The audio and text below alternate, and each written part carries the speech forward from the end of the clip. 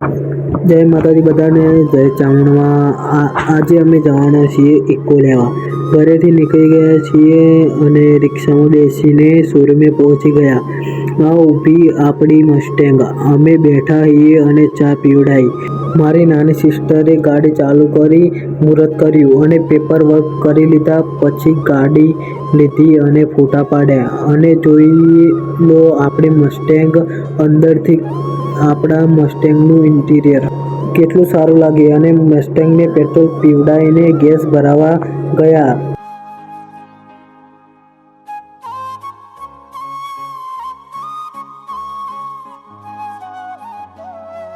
ભાઈ કેવો લાગે તમારો ભાઈ કોમેન્ટ કરો।